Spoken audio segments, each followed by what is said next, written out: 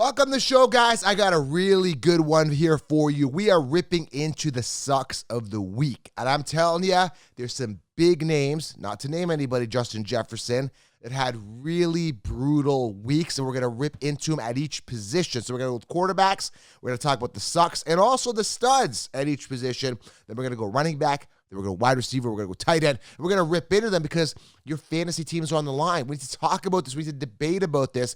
We need to let it out. We need to vent out. Now, most of my guys hit. It was a good week for Council Nation and 16-rounders, but some of the consensus picks, not so good, and we're going to rip into them. Justin Jefferson and many, many other ones. I'm going to talk about their production and, of course, the latest news and notes here going into week 4 now. But week 3, full recap. Let's dive into it. Now, before we do, guys, if you haven't got it, grab the Lawnmower 4.0 right here, guys. Amazing skin-safe technology. Go get one right now. Use code SHOWERLION20. Stay groomed, stay fresh. This is the trimmer that I use, the trimmer I trust. They've also got shampoo, body wash, deodorant. Amazing products, guys. Manscaped.com, SHOWERLION20 upon checkout. Save yourself 20%. Ready to get into it, guys? Let's dive into the studs and sucks for Fantasy Football Week 3, the recap, and latest news and notes. Let's get to it.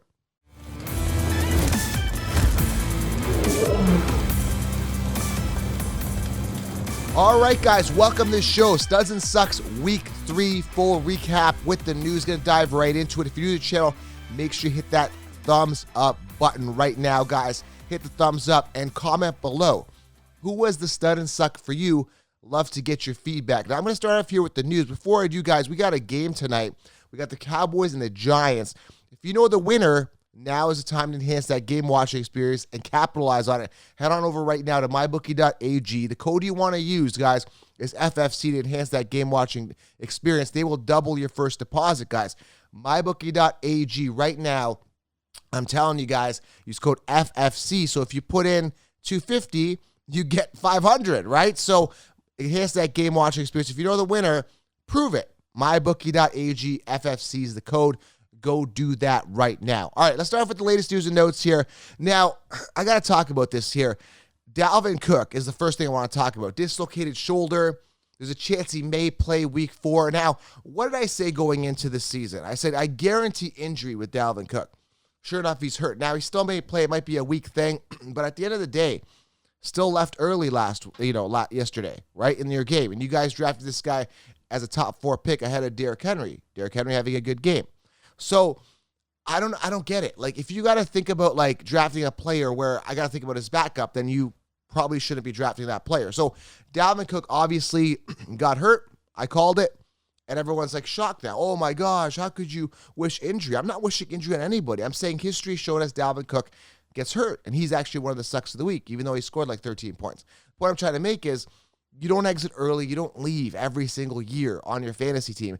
And if you do, you definitely don't get drafted in the first round. So that's something I wanted to emphasize, and I did emphasize going into the season while everybody was telling you Dalvin Cook, top 4, top 5 pick, all right? So dislocated shoulder, he's saying he's going to play week 4, but I really don't trust him. He may be limited at best, okay? Other injury news here, Mac Jones might be on the injured IR list. What it might be is a high ankle sprain. MRI will take place today. Now, I'm recording this early Monday morning. Should have more news, but he should be nothing more than a backup quarterback for you guys anyway, okay? Other news here, Romeo Doubs had himself a mini breakout here, caught all 8 of his targets for 73 yards and a touchdown. Amazing work, Romeo Doubs, obviously capitalizing on that opportunity, which is smart because Christian Watson should be ashamed of himself for a young, dynamic talent to come in, not only miss most of training camp, right, in preseason, now you're starting to miss regular season games. That's really crappy. This is a second-round pick. Okay, now I've got both of them stacked. I stashed both of these guys knowing that Romeo Doubs was emerging. I was a little higher on Christian Watson. Romeo Doubs seems to be emerging there. So interesting discussion there. Devontae Smith really had a shine this week. And again, you're going to get that, A.J. Brown, Devontae Smith, because Smith was slated as the wide receiver 1 last year, has that rapport with Hurts, and he really capitalized last night. 8 of his 12 targets, 169 yards, and a touchdown, right? The Eagles doing really well, Devontae Smith capitalizing. DeAndre Swift, we're going to talk about him here. Apparently, again, he was banged up. His ankle was bothering him. He was limited with that ankle injury. People drafted this guy high. saying that he's going to be a workhorse guy. And as you can see yesterday, he was limited, rushed 7 times for 31 yards on 9 targets in week 3 against the Vikings, okay? So, again, we're going to talk about that in a second. Other news here, Mac Hollins really emerging as a wide receiver here, posted 8 receptions for 158 yards and a touchdown on 10 targets. So, Mac Hollins, who would have ever thunk it? It's pretty remarkable, okay? So let's talk about this here. Let's get into each position here. I wanted to just go over a couple of those news and some injuries here briefly. And then David Montgomery, I think, is going to be considered day-to-day. He was out. He came back. I know he's going to probably be coming back, but he's day-to-day. He left early in the game, which let Herbert really emerge at running back, which we'll talk about, okay? So starting off with the quarterbacks here, let's get into it. Who is the stud and suck? Lamar Jackson absolutely tearing it up. Jalen Hurts been consistent as they come. Josh Allen, super consistent. Those are your top 3 quarterbacks going into Monday night's game. This is just including Thursday and Sunday's games. But Lamar Jackson, Jalen Hurts, and Josh Allen should be commended for their amazing performances. Amazing. Now, the guys that sucked. Now, Joe Flacco going back to his regular stuff. Not that a lot of people started him. 3.4 points. Carson Wentz, 8.64 points. This is probably the suck of the week. Justin Fields, no one's expecting anything out of you moving forward. What a bust you are. 4.94 points. Now, one thing you got to know about Justin Fields is that he actually threw 17 attempts this time.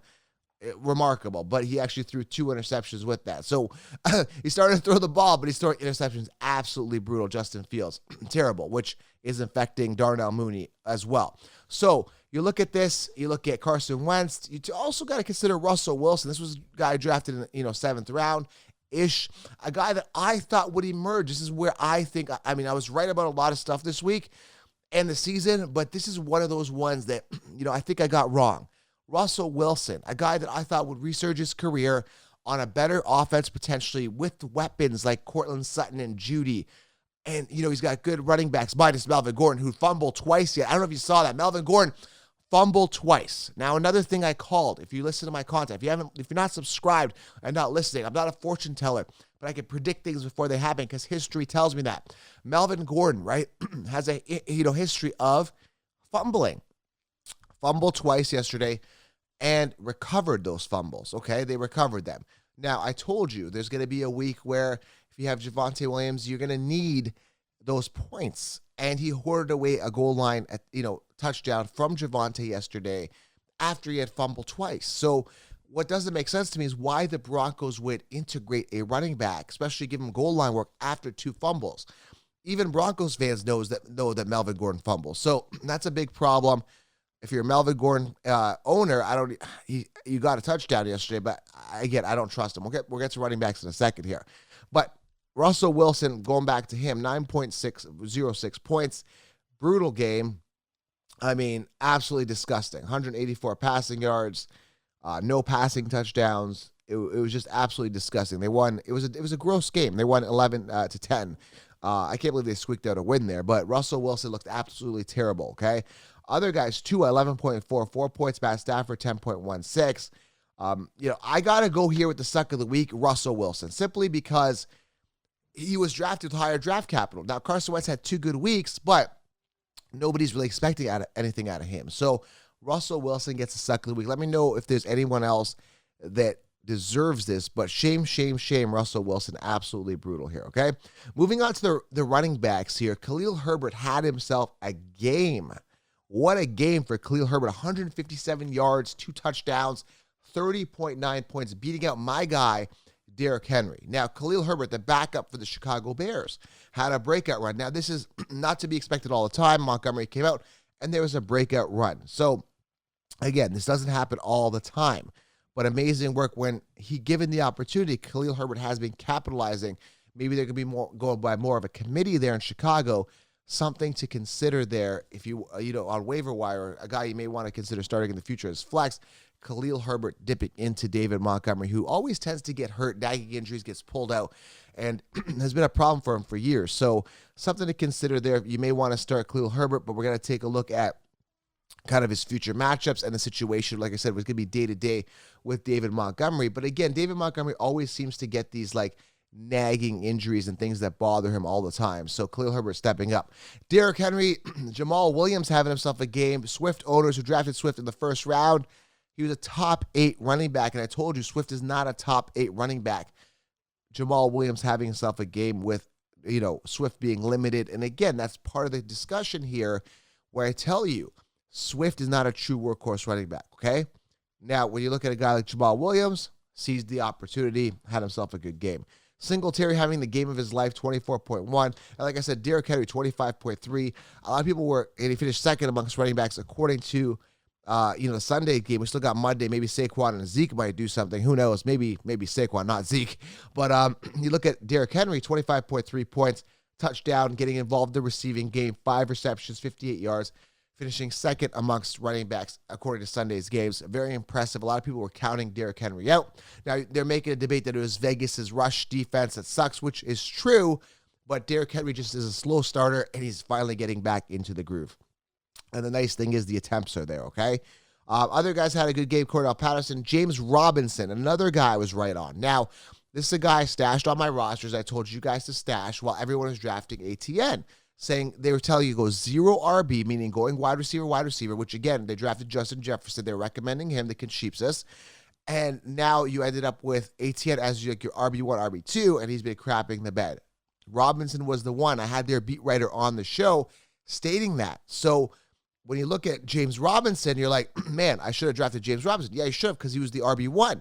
And their main excuse was, he's got an Achilles injury he's coming off of. No one's the same.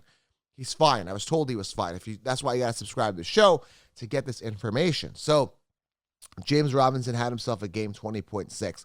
Dameon Pierce, mini breakout game here, finally 18.1, coming alive, 20 attempts, 80 yards, 4 yards per carry, and, 1 touchdown. Dameon Pierce coming alive on a Texans offense, which does not look good, but Dameon is the bright spot. Now, I think he did fumble a couple times, actually, but still managed to go 18.1. So it is what it is, man. Dameon Pierce still getting it done.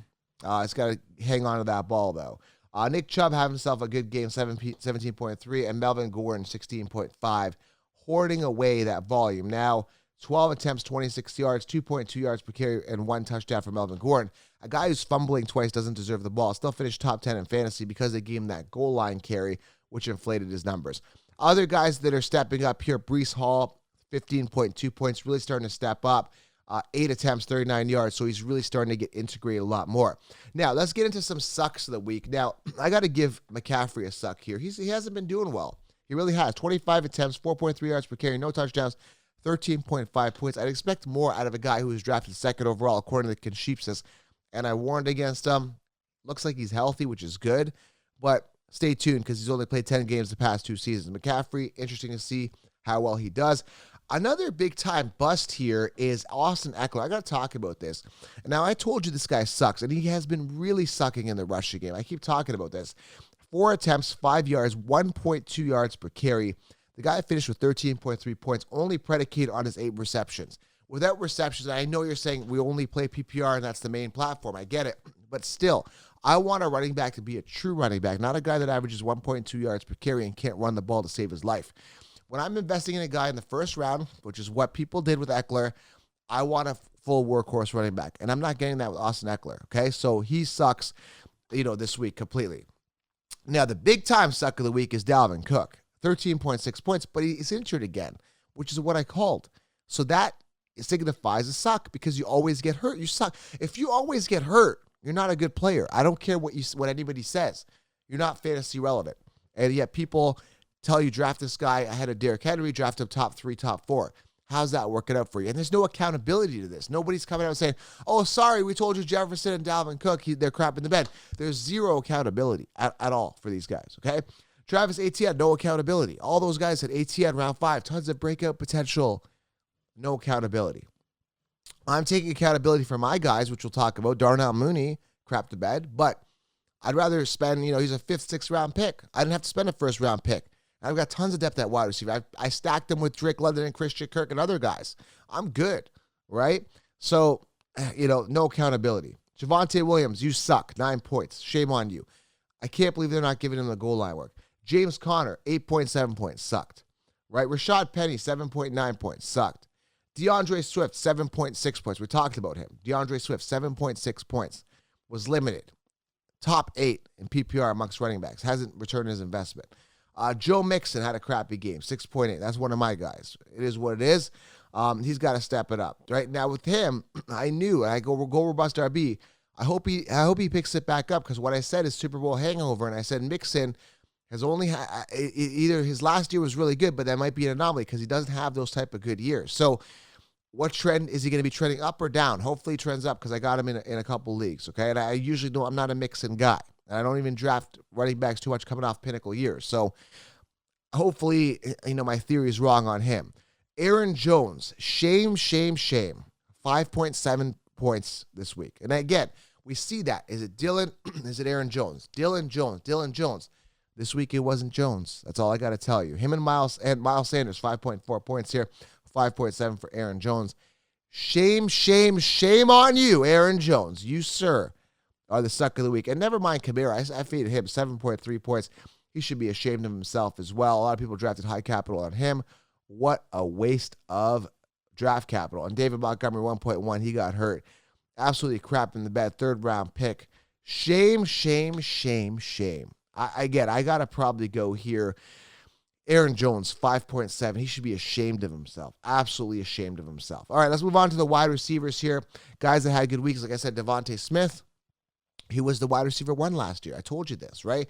In comes A.J. Brown. People draft A.J. Brown with high draft capital. He still had a good game. 19.5 did A.J. Brown. But Devontae Smith had himself a game, 30.9. Amazing. Mac Hollins dipping into that Adams value. And I told you, Carr's got a lot of options. He had Renfro, Waller.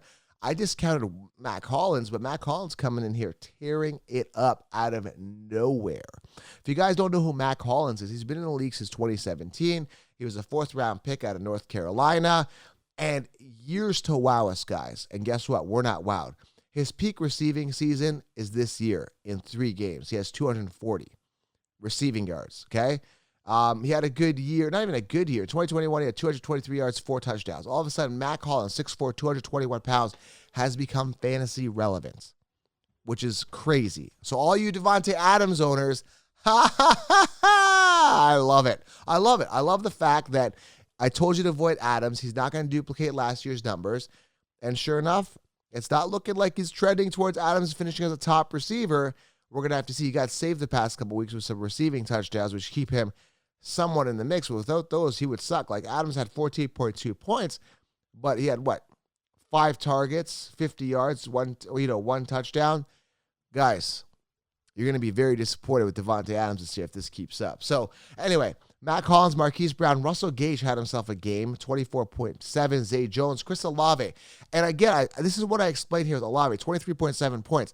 I explained that Olave will thrive. And I explained this if Thomas or someone gets hurt. Sure enough, Thomas comes out with a toe injury and Olave steps up. 13 targets, 9 receptions, and 147 yards for 23.7 points. Good game. Amari Cooper, another guy that's value. I got him on one of my teams. Had himself a good game on Thursday. 101 receiving yards and a touchdown for 11 targets, 7 receptions. Clear-cut wide receiver 1 on his team, okay? Romeo Doubs stepping up. Isaiah McKenzie, Devontae Parker. Now, if you look at this, I want to show you something here. Where's Tyreek Hill? Where's Justin Jefferson? Where's Chase, right? You look at these top 10 wide receivers, you got to ask yourself, what's going on, right? And that's why I tell you, there's a ton of depth at wide receiver, right? Christian Kirk finishing top 13. Christian Kirk was ranked 35th, 40th amongst wide receivers, right? Another guy, Drake London, was ranked 40th. I know for a fact because he's a guy I targeted a lot. I targeted Christian Kirk as well. And at the end of the day, you got tons of value. You ask yourself who the wide receiver 1 is on the Vikings. I'm going to say it's Thielen, 18.1 points compared to 4.4 PPR to Jefferson, right? Thielen last year, and I said this, this is why you guys got to subscribe to this podcast. This is why nobody gives you this information. If you look at the target count, the last 8 weeks of the 2021 season, targets, right, were on par, Jefferson and Thielen matched him in, receiving touchdowns. So the only reason Jefferson smashed him last year was, not really completely smashed him, but they were tied in touchdowns, was because Thielen missed some time at the end of the season. But Thielen can run away with these games once in a while as the wide receiver 1, okay? Now, let's go on to some sucks of the week, and there's quite a few of them that we have to highlight and we have to talk about because they need to be, held accountable. And the first one is, and I'm going to already honor him the suck of the week, and I'm going to spoil it. I don't care. 4.4 points is Justin Jefferson, okay? Suck of the week. I don't know how to tell you this, guys. 3 receptions. What do you have? 14 yards receiving. 14 yards, guys. And what? 4.4 points. That, to me, guys, is absolutely disgusting. Absolutely disgusting, guys. I don't know how else to tell you this, but it is absolutely disgusting. So when you look at a guy like Justin Jefferson, who drafted in the first round, he should be ashamed of himself. Shame, shame, shame. Another guy here, Darnell Mooney, okay? He had 23 receiving yards, 2 receptions. Darnell Mooney, shame, shame, shame. Okay, 4.3 points. He's droppable at this point. He's done nothing for 3 weeks. He's not going to get the volume. He may have one breakout game, but I don't care. Darnell Mooney is benchable or droppable at this point. Okay, Allen Robinson, another guy drafted, very high draft capital, 5th, 6th round. People kept telling you, Allen Robinson, 4.3 points. Nelson Aguilar was picked up off waiver wire, right? 4.1 points this week. Treylon Burks, who I was kind of high on as a stash, 3.1 points. Shame, shame, shame. Jerry Jeudy, 3.7 points. Shame, shame, shame. I got some Jerry Jeudy stock. So, you can't win them all. Even Brandon Cooks, 4.2 points. 5th round pick, right? Landry, 4.2 points. A lot of guys had really, really, really crappy weeks. They should be ashamed of themselves. But I got to go with the suck of the week, Justin Jefferson. 4.4 points PPR, 1.4 points in standard. This is a guy that was the second wide receiver off the board right by Kupp. And obviously he is crap in the bed. He should be absolutely ashamed of himself, okay? Shame, shame, shame on you. All right, moving on to tight end. Mark Andrews been consistent. I called that because they have no wide receivers. Njoku having himself a game. Kelsey, as per usual, 17.9 points. Tyler Conklin having a good game. Jelani Wood stepping up, getting 2 touchdowns. And I told you guys prior to the season he would be a red zone target. And sure enough, he was. 15.3 points. Kyle Pitts finally having himself a decent game. 13.7 points here in PPR. Who else is there here? Jordan Atkins had 12.1. Goddard, Jeff Swam. But who is the suck of the week? I got to go here. George Kittle, 6.8. Pat Freiermuth here, 6.1. But I got to go here. A guy that was drafted the 2nd, 3rd round in drafts is Darren Waller, 5.2. And again, I warned against this guy. Too many targets to go around for him to be a viable tight end 1. And sure enough, he has been busting. 5.2 points for Darren Waller, who is my suck of the week. And again, been absolutely crapping the bed. Even let me see here what he's done here. Nothing. He's done nothing this week. So, Darren Waller, what do you have? I mean, he had a good week last week because he got a touchdown, but overall, it's going to be very boom or bust for Darren Waller, right? So, let me know what you guys think. We talk news, we talk studs and sucks. Waller, Jefferson, to name a few, crapped the bed.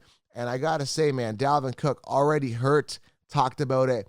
And, Russell Wilson crapping the bed at quarterback. So there's quite a few sucks this week. And again, things change. But as of week 3 now, we have a good feel on kind of who's who. So you're able to make more educated starts and sits decisions going into week 4. Now we kind of know. We got a good groove, okay? So make sure you guys tune in for starts and sits this week. And I do DFS. We got you covered right here all year long. Subscribe, thumbs up, guys. And let me know who your suck of the week is below and who your stud of the week is below. I appreciate you guys. Subscribe, thumbs up, and join patreon.com/FFcounselor for direct access. Appreciate you guys. What a crazy week 3. It's been a lot of fun. Can't wait for Monday Night Football. We'll talk soon. Oh, and go to mybookie.ag and use code FFC. Go do that right now. And it'll enhance that game watching experience tonight. We got the Giants and the Cowboys. Let's go Saquon. I'm out.